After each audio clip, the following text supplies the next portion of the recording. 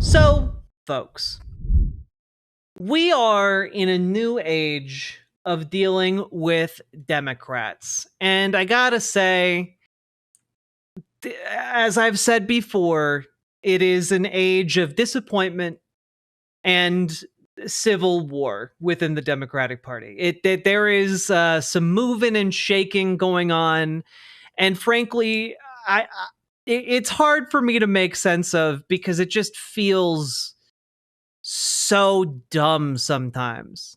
It feels so dumb. Oh, Thistles Fries, For the thank you for the gender $10 dono. euphoria. Also, congrats again on the launch. Thank you very much, Thistles for Eyes. Appreciate it. But we're in a time, right, where we have like these two factions of the Democratic Party. You have team do something, and then you have team do nothing. And there are some pretty stark differences between these teams. Namely, one of the team do nothing is representative of a belief system among the Democratic Party that simply believes, well, it swings to the right, it swings to the left. That's just how it works. The Republicans piss them off, they all come running back into our arms. To them, they believe that politics is still functioning as usual, and that all they have to do is sit back and wait. It's the Carville brand of politics. That has worked in the past for primarily conservative Democrats to like maintain their seats, and that isn't really cutting it anymore. At least that's the view of the team do something, right? And team do something looks around and says, we are in unprecedented times. There's been a blatant series of attempts to grab power, some successful, some unsuccessful, and we need to do something about that. We need to recognize the danger of the time. There are just a lot of people who don't get it, who seem unwilling or unable to do politics. And it's bizarre to me. It's really bizarre, right? And it's just this do something versus do nothing. That's it. That's really how it breaks down. You got your Chuck Schumers out there being like, "Oh, we're very aroused right now." People are aroused. I haven't seen people so aroused in a very, very long time. And we have Hakeem Jeffries talking about, oh, we need to, keep our gunpowder dry. We need to respond and retaliate in a time and place of our choosing, And it's like we live in such a target-rich environment. We I'm sorry, just look at some of the things that have been happening. This is just from yesterday. Trump's FAA nominee lied about having a commercial pilot license. The CEO of Republic Airlines lied about being able to fly a commercial jet. And he's lied about it for over a decade. This is just like a random thing to pull out of a hat. You can throw a dart and just hit some dipshittery, okay? And he's the guy that's being tapped to run the FAA, guys. We already have planes falling out of the sky. And so it's just like, okay, well, I don't know, how about we do the Gavin Newsom? Gavin Newsom, he's been tacking to the right. He's trying to argue that we need to get harder core on immigration, and it's just like, and that seems to then become a dominant media narrative because again, politicians can make news. And what's really interesting is that most Americans don't support that. Most Americans, I'm sorry, if you the polling on most Americans, a lot of what you might find in mainstream media is basically like, oh yeah, your average normie American agrees with Stephen Miller. They think all immigrants should be fed into a wood chipper and then used as mulch. And it's just like, that's not that's actually not where the average American is. And you know that if you look at the polling. And so, for example, should we deport people who've lived here for many years without committing crimes? Most respondents, over 60%, say no. And if you ask, hey, should we prioritize speed or should we prioritize accuracy when we're deporting people? Like 75% say accuracy.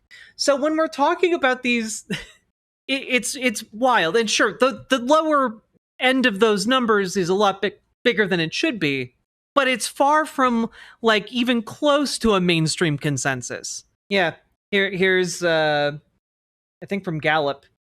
Should be deported, 24%. Should not be deported, 61%. On people living for numerous years without doing crimes. So, like, it's just, I don't know, like, it seems like maybe Democrats should, instead of trying to say, well, it's popular to be hard on immigration, maybe they should instead say, hey, maybe I should fight for something. Maybe I should fight for what I believe in. And you might say, but Jack, okay, what if they're just afraid they're going to lose donor money? Their fundraising is already dog shit. A wild a wild set of events happened today, and by wild I mean relatively. It's not crazy. People post on social media all the time, but Kat Abu Ghazali, I know I keep saying her last name wrong, and I apologies to Kat. About 2 weeks ago, posted this. Misleading emails like this one from my opponent are exactly what's wrong with Democratic fundraising. In reality, there's no May 31st FEC deadline. The next one is June 30th. And these fake deadlines are used to push and create a false sense of urgency. Why? Notice there's no specific goal. That's so fundraising firms can stop shifting the goalposts and squeezing more money out of donors. Lots of candidates do this, not me. In fact, I'm the only candidate in my race who has a transparent fundraising goal, $600,000 this quarter and not a cent more. You've probably gotten an email like this one, likely unsolicited, and many politicians and consultants will say they're necessary to win and raise money, but that's just not true. It's lazy and predatory, and why I'm trying to do our email operation differently. Honestly, this isn't a personal dig at my opponent. I'm sure he didn't personally write this email or maybe even approve it. In contrast, I personally edit and approve every single fundraising email my campaign sends out. I write quite a few of them too. The response has been great. We have very clear unsubscribe options and very few have unsubscribed from our list. If you did, no hard feelings. Many of our emails are updates on what the campaign has been doing and what we do. When we do ask for money, it's transparent. The result, people donate. They thank us for updates. They appreciate we don't treat them like marks, and the best respondents send me pictures of their cats. I think that's because people want to be involved in politics, but they don't want to be treated like idiots or dollar signs. And I think that right there is kind of it. The do-nothing Dems have disdain.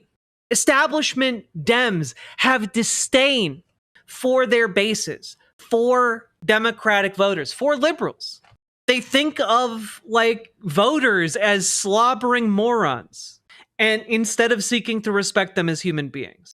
And because they view these people as slobbering morons, they just think, well, they'll come running back to us. We don't even have to do anything. But that's just not good enough in a time of rising authoritarianism and fascism. It's just not good enough. On top of that, right, we have this being a wider spread problem. Alex Rickleen, who's running for Senate in Massachusetts, also points out, less than 24 hours after what may have been the largest mass protest in American history, my opponent's fundraising email wonders maybe progressives are too tired to put up a fight. This wasn't a joke or sarcasm. It was a reaction to below expectation fundraising. Yeah, we're starting to wonder if progressives are too tired to put up a fight. Maybe some have given up. We're hoping you can prove us wrong, Alex. It's all this manipulative horse shit. Every time you get an email, and it's true, every time you get an email from a Democrat, it's often, and Republicans too, it's just manipulative horseshit. They're trying to like guilt their 80, 90-year-old supporters into giving more money. What I'm curious about is, why do they think we're morons? Because I think it makes it easier to not care. If you can write off the opinion of your constituents, then you don't need to care about it, right? It's a way of dismissing public opinion. It's a way of dismissing what your actual voters think.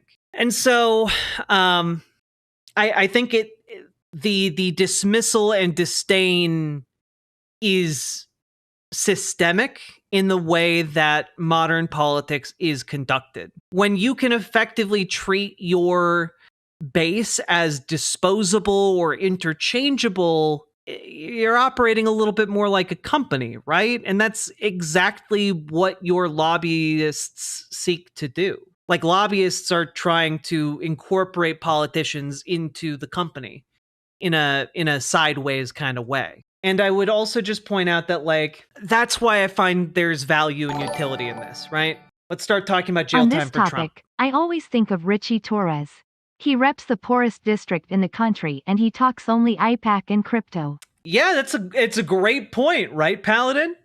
Thank you for the $10 dono, by the way. But, like, yeah, Richie Torres out here shilling for big AI, shilling for the cryptocurrencies. And it's just like, that's really weird. And I think that kind of action in response to the kind of base you supposedly have in a district like that is born of disdain. And we need to start shifting the conversation to include more formalized calls for Donald Trump and the people he has enabled to loot this country need to be held accountable.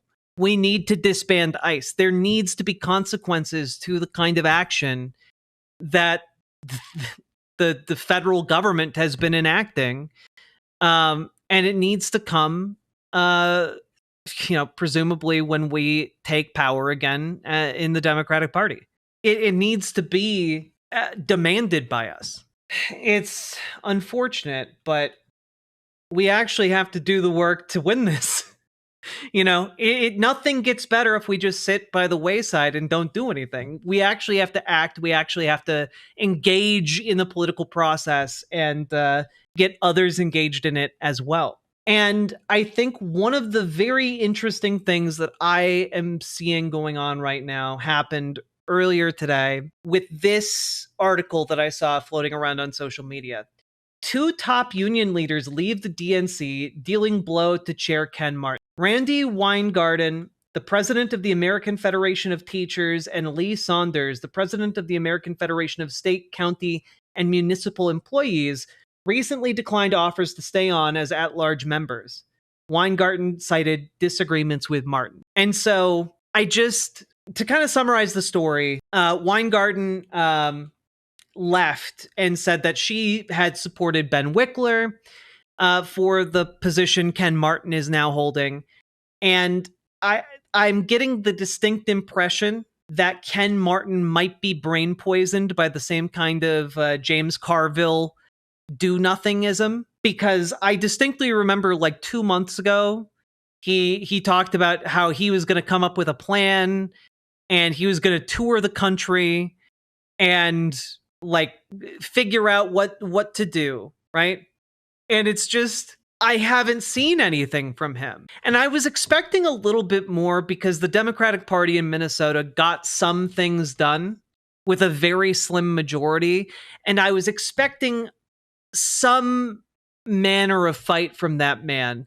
I also backed Ben Wickler. You guys all know I loved Ben Wickler.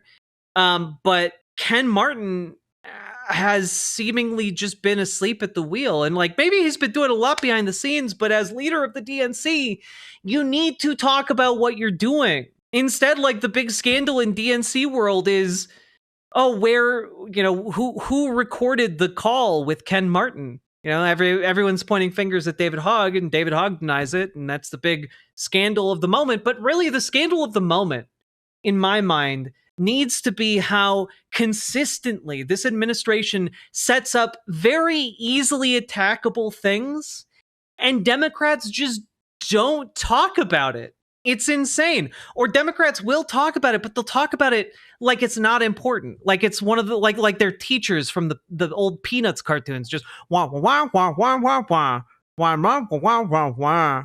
Like it's just not. It's not. That's not effective. Like I'm sorry, we need some people who are willing to like get a little fiery with the rhetoric. Even if they're people that I don't necessarily agree with on every single thing, Representative Jasmine Crockett, like I have some pretty severe disagreements with her, but like she's actually capable of doing politics in this moment. She's actually, playing opposition instead of just doing nothing. I'm so disappointed by my own senator. Amy Klobuchar has just been voting through all of like Trump's nominees. It's insane, and I hate it. And I've called her to tell her that I hate it so many goddamn times.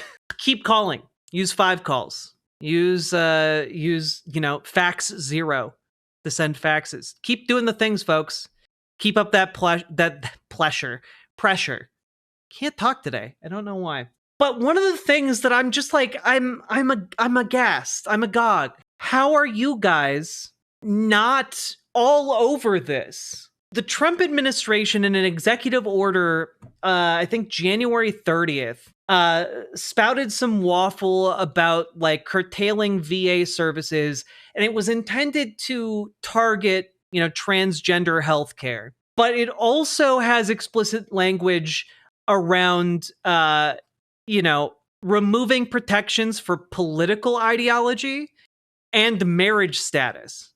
So, and it's wild, right? Medical staff are still required to treat veterans regardless of race, color, religion, and sex, and all veterans remain entitled to treatment. But individual workers are now free to decline to care for patients based on personal characteristics not explicitly prohibited by law.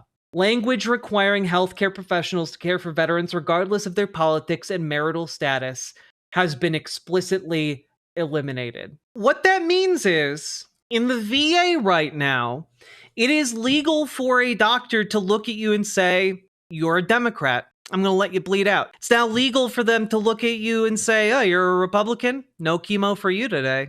See ya, sucker. Like, if it's insane. It's insane. It's evil. That's crazy.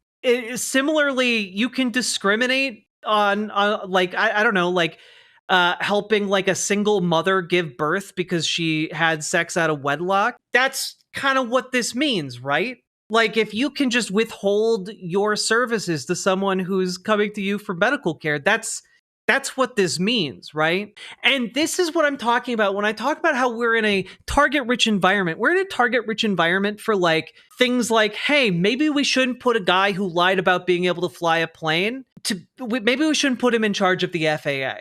That seems like a ha-ha funny kind of thing, unless they actually approve him, in which case it rapidly becomes not funny. And like, oh, hey, you can, if you have a political ideology someone else doesn't like, they can literally watch the life drain from your eyes. That's nuts. So that's didn't he only fake being a flight assistant? That's just being a server. No, the CEO of this airline company said that he was licensed to fly commercial aircraft, and he's had that up on his bio for the last 10 years. His bio on his company's website. So he's claimed for the last 10 years to be able to fly commercial airlines. It's crazy. Yeah, I don't know. All I'm saying is, man, it'd be nice if Democrats actually, wanted to fight. That'd be nice, right? And this was all, by the way, from the Trump administration's attempt to discriminate against trans people. So this all comes from the Defending Women from Gender Ideology, Extremism, and Restoring Biological Truth to the Federal Government memo. A lot of Republicans, I'm sure, cheered that on. And then turns out, oh, wait, it means that I can be discriminated against if I'm divorced. I can be discriminated against if I'm, a gay Republican. If I'm a log cabin Republican. Like, oh no. Oh no. It's just nuts. What about the Dems? Oh, the entire thing I'm saying is that, like, the Dems should be attacking stuff like this. Like, you should go out every damn day and be shouting to the heavens that, hey, veterans, they're making your healthcare shitty. Hey, veterans, they can discriminate against you now if you have politics they don't like. If your surgeon comes in and sees you wearing that Trump hat, maybe they're not going to do the surgery right. Like, are you kidding? Like, that's insane. Like, that should be every single mainstream television appearance, and yet not a word. And it's because a lot of the mainstream Democratic Party just isn't doing this shit. And also, Democratic media isn't doing this shit. Here, let me play you a clip from Fox News here, okay? Is endorsing these kind of activities has allowed her city to be completely devastated with crime.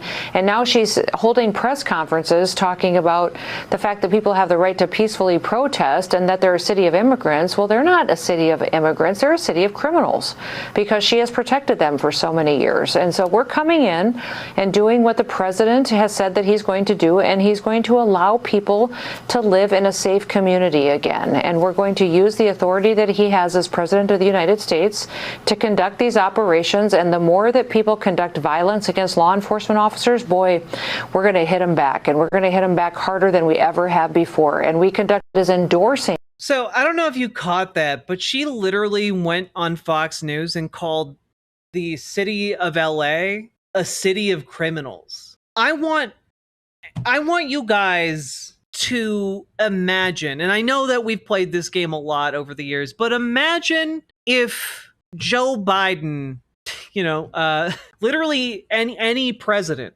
but let's go with Obama.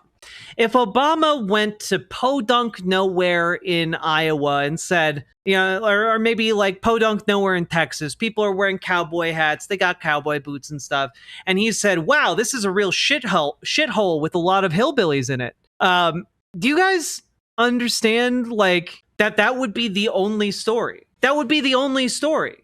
The news media would talk about that until like a resignation happened. And we are just so far afield from that, because understand one of the key issues of our time is that it just doesn't work both ways. It's important to ask, why doesn't it work both ways? Why is it that, another really good example of this, do you guys remember the guy who broke into Nancy Pelosi's house with the hammer, and like he was looking to assassinate Nancy Pelosi, and instead like horribly injured her husband? Do you guys remember how the news media reacted to that? I remember him. The right laughed about it. Yeah, what happened? Yes, exactly, Scared Crow. The conservative media ran story after story for weeks and months saying that the man who broke into their home and to assassinate Nancy Pelosi, the then Speaker of the House, was actually her husband's gay lover, based on no evidence whatsoever. And why is that? Why is that? Why is our liberal media so feckless? Why is conservative media so much better at attacking, right? And I think in order to answer this, we need to remember that all of these outlets are owned by rich assholes. And these rich assholes are either rich off of the outlet and want it to maintain its profitability, or they bought the outlet knowing they would lose money, and they're using it to mainstream conservative propaganda. A lot of mainstream media is bought and owned by wealthy assholes. And those assholes have an alignment towards supporting Republican policies of cutting taxes, of privatization, of, making them richer. So that's interesting. I think the main reason why they can do this is that the Republicans run on a politics of division and attacking the people on the left, mostly who live in cities. Dems don't divide the country that way. I mean, I think that part of the reason, I think of it as an evolution of the Southern strategy when it comes to When it comes to like what Republicans are doing, what, conservative business owners are doing when it comes to the media, I think a lot of them are doing the age-old marketing tactic of dividing and then marketing to the newly divided market. An example of this, I'm not articulating myself very well, but an example of this would be how you have the children's toy aisle in the store, but then you divide it into boys and girls aisles, and suddenly, oh wait, we're catering to each demographic differently and curating different interests, different pastimes, different lifestyles. And in a similar way, rural areas and urban areas have been divided by the legacy of conservative talk radio. And so this demographic that had been carved out, with the rise of Fox News in like the 80s, I think that it winds up being that the niche and the demographic here lend itself to conservative media having a much stronger hold of rural areas. But now there's been a shift in liberal media towards more conservative takes. You can see this in like the enshittification of the New York Times and the Washington Post. And it's disappointing to see, and it's honestly kind of scary to see. But what it indicates to me is that there is a need for better ways of running media companies. And I think that better way would genuinely be just employee run, owned, operated media outlets. I think more of those need to exist. And I would remind all of you that at one point, shortly before I started this channel, I had the aspiration that maybe like I would found a media worker co-op, and I think that is still maybe a long-term goal of mine to try and get off the ground. Well, we'll see if it happens in the future, but that would be, if I won the lottery, there would be signs. So I don't know. I know this was a rambling, meandering segment, but it really just boils down to, we need Democrats who are willing to do things. We need Democrats who are willing to have a more honest engagement with people. And I think like Kat Abu-Ghazaleh is like a really good example of that. She engages with people on a human level. She raises money because people believe in her politics. They believe in her policies. They believe in her as a person. And we need that. We need that human element in our politics, because I think when you take that out, you get your Richie Torreses. You get your do-nothing Democrats. You get your... People are aroused. I haven't seen people so aroused in a very, very long time. You get your Chuck Schumers. He's currently like one of the most hated Democrats by Democrats. I think he's like polling at like 21% approval or something like that. It's nuts. And then I think that is born predominantly by disdain. He just doesn't give a shit about working class people. And that is the fundamental disconnect that we have. We need politicians who are for working people, who understand working people have souls, have lives, they love, they bleed, they die, and that all matters. That all means something. Because to a certain class of people in this country, workers are interchangeable cogs. And when one gets rusty and falls apart, who cares? You just put another one in. And that's true in a lot of the corporate world, and it's very true in a far too large portion of the Democratic Party. So aroused right now. Riverboat Jack is coming to town. All the viewers gather round. Twitch and YouTube is where she streams. All that content is bursting the seams. Politics, dating, plenty more. Her sense of fashion you'll adore. So grab your stuff and hop aboard. We're going straight to Jack's Discord. Riverboat.